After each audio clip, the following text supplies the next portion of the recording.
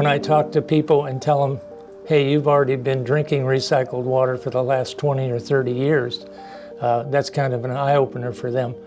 Every time there's a city downstream from another city, that downstream city is drinking the purified wastewater from the upstream city. You tend to think of the source of the water and not the quality.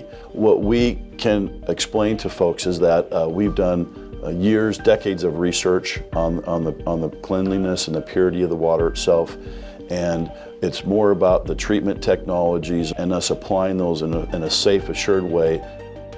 The recycled water we're talking about today is not the same as the recycled water we were talking about in 1960. The technology has changed so dramatically, and so the whole myths about what the health risks may be, if it's running through microfiltration, if it's running through reverse osmosis, if it's running through advanced oxidation, really the fear that anybody has on public health should be eliminated at that point. Things have changed that dramatically over the last few decades.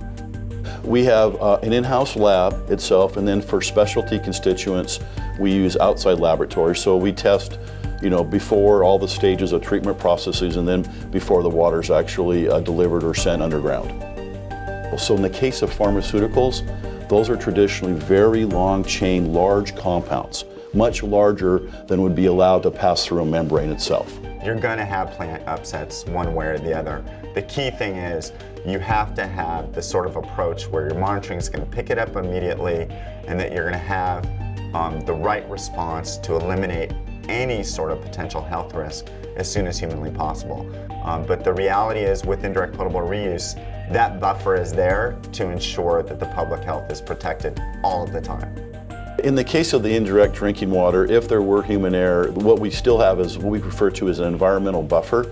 So we have the underground groundwater basin that has our nearest drinking water well to where the water's injected is the water probably won't arrive for 5 years. So that's sort of the human error, but at this stage, we haven't experienced a human error that's been of a concern. So we have this high quality water, we have people tasting it, we have the public health officials overseeing this water, and we've never had the water not meet public health goals. We've never had anybody who tasted this water come back and say, oh, I had a problem.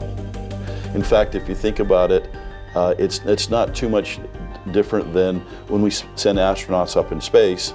They have a finite amount of water, and at some point they're direct drinking their water. And so we're really trying to put to the communities spaceship technology in the future. I've been tasting it now for 20 years. I think it's the best water I can get my hands on taste-wise, but more importantly, it's the safest water I can get my hands on.